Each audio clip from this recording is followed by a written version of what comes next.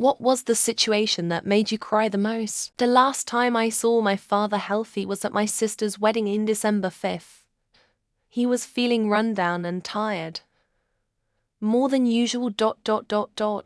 He called me the following week. The tests came back. Pancreatic cancer.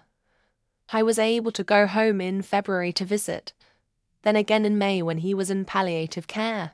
By early June 6th, he was gone. I can't pick a specific date. I know I was inconsolable for a long time after his phone call. That entire spring was an emotional blizzard for me. Probably when my first grandparent, my grandfather, passed away. My mum called me on my way to work at 6 a.m. to let me know. I was the first person she called, so I guess she hadn't figured out how to tell people yet. Mum, so you know that Grandpa was sick, right, and in the hospital? Me, no, I didn't know that. Mum, well, he was and he died. Me, what? I happened to be driving by the place that he worked for 30 years while she told me this, which made it all more emotional. A few months after my dad died, it just suddenly hit me that every single life experience from here onwards would never include him.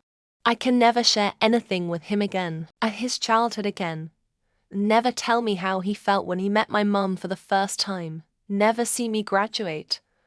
And I never wanted to be walked down the aisle before, but he won't be there if I need him. It all went through my head and I just fell to pieces for a few hours.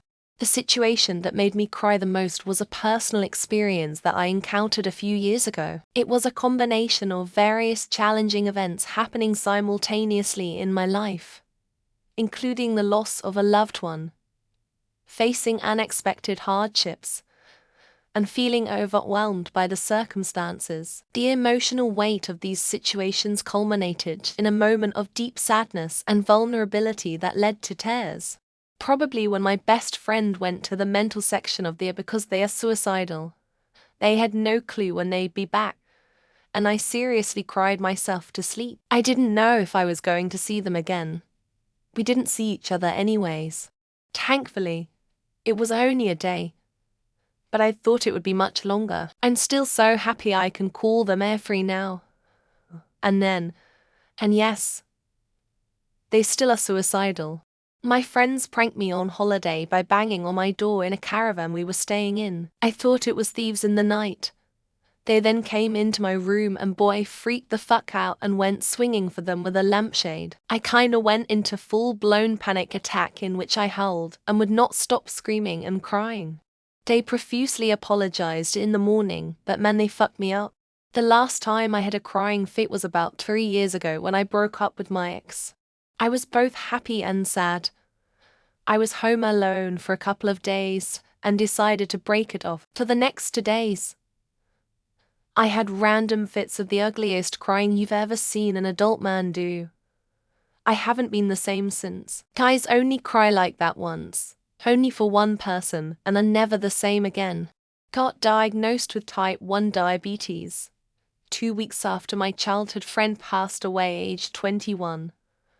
1 week after my girlfriend left me, the day after a friend of my family throughout my whole life passed away. This was meanwhile dealing with immense stress due to my company going bankrupt. This all happened in the span of 1 month. Yes, I was and still is crying every day, but life moves on. Having to abandon a dog. When I was 10, I was visiting my grandma who lives in a gated community. A stray German shepherd wandered inside, and I stayed with him the whole day. At night, I tried building a house for him, and I would come back in the morning, but I couldn't. I had to throw a stick for him to fetch and go inside while he was distracted. I cried the whole night. I've been really lonely the past couple years, and I've seen my younger siblings move on to have their first, second relationships, while I haven't had my first one. It really has been a struggle for me to the point I heard my brother and his GF being intimate yesterday. Our rooms are right next to each other, and I just broke down crying in my room. Not proud of that. I was bad at study, especially math. My mother hired a tutor to help me improve, but I couldn't digest any knowledge about math, so the impatient tutor offended me by awful words I've ever heard. I haven't remembered details. I have just known I cried a lot. and I got some psychological problems after that. Words can kill a soul. About 5 months into being in a facility for my condition, have necrotizing pancreatitis had begun to affect me pretty backs emotionally and mentally. Like this was the point when it really hit me bad in that way like never before. I was calling up my then fiancé every morning, bawling my eyes out for hours as soon as I woke up. After I realized what I've done to my body, and how much of my hair I lost and how much I miss it, I cried daily about that for more than 2 years. I laid on the floor crying I was walking and crying I was grocery shopping and crying. It was really hard. Now my hair is back and that makes me so happy. Death of my unborn son. When my daughter stopped breathing and I thought she would die in my arms, I couldn't cry. I screamed. I still remember that scream. It didn't sound like me. It didn't even sound human. She did not die thanks to the emergency service's extremely quick response. Walking in on my ex-BF and one of my friends. I wasn't with him for too long, and she wasn't one of my very best friends, but I'll never forget that sick feeling when I walked in and the way my heart shattered BC of the principle of the matter. Don't wish that on anyone. Realizing my dad doesn't even remember that I was the one that found out he was cheating on my mum. I think he completely blocked it out and still has a hard time understanding why I don't like his GF, the girl he cheated on my mum with. I saw my dad hit my mum when I was 4 and I knew I have to get my mum away from him. In 2020, I finally got her out. She's still trying to divorce him, but the main hearing is in May. So hopefully, they can negotiate and move on. When my mum died, when I got the message from my dad to come to the hospital immediately, but I cried the most that night. After I saw my mum's lifeless body, and I got home and realized that I would never see her again. I cried so heavily on a second date with a guy I met on Bumble. He was dropping off, and we got chatting in the car about our past. I just bawled and it caught me by surprise since I don't even know this person. I don't even remember at this point. I don't even bother crying now. Found out I'm having another miscarriage earlier this week. I haven't even cried because I'm so used to life going like that for me. Not being there when my dad took his last breath. I slept so peacefully and good that night.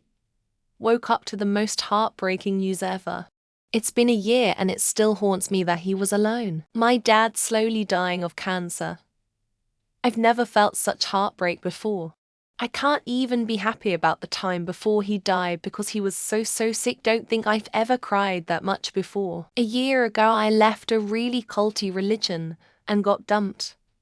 Was getting over an injury, went broke, and failed a couple classes in the same week. Was so much at once I still cry thinking about it. When my cat died in my arms. I wanted to cry longer, and I needed to put him in a better place first. I can't conjure them tears anymore no matter how much my heart wants to. First wedding I attended after my dad died. It was really hard for me to watch the father-daughter dance. I bawled in the bathroom at the wedding after I got home. My daughter got stage 3 cancer when she was 4, and we really thought that we would lose her. But we didn't dare say anything. Within a year, she was cancer-free. When we had our dog put down when I was 11 after she'd had a fit. I'm 40 now. I can't go anywhere near that vet's practice without crying to this day. When I found out my mother was a raging bitch monster, I cried the first 20 years of my life. People treated me like a bitch, breaking things off with someone whilst we still really liked each other.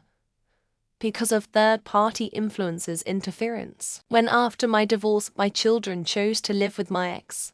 It was 30 years ago, and it still kills me. The thought of Labour being elected into office. PTW, I'm leaving the UK if this happens, guys. Garda coming to my door, and then informing my mother that her son had died by hanging himself. Mum's hurtful words every day. I don't even have a dad. It's like I don't have a mum either. My father-in-law drowned in the ocean while on vacation. The shock of it was overwhelming. Watching my youngest son cross the road and get hit by a car, and the driver speeding off. The October 7th massacre by Hamas. I haven't cried in years, decades, until this happened. Days where I doubt I'll ever get better. Chronic health problems can be so defeating. Recently, having to euthanize my cat back in November, absolutely sobbed when he was gone. When I was at the bedside of my sort of little sister who hanged herself, being beat against a table and kicked out of house, losing achievements. For people I knew decided not to live anymore within the span of 6 months. My best friend died almost a month ago, and I've cried daily since then. Honestly, suicidal thoughts and feeling like my life is falling apart. When my kids were too scared of their voices to sing a song with me, trying to watch Schindler's It once, but never again. Breakup. By far. And I've had a lot of really bad things happen. Well, I just watched the movie Castaway. Freaking Wilson, man. Being told my dad died over the phone from my older brother. My mum and dad had a car crash and now they are dead. Having to put my best friend down when the cancer won. When my brother killed himself. Never get over that. My aunt passing away from cancer. Miss her bunches. When I realized that I am going to graduate this year.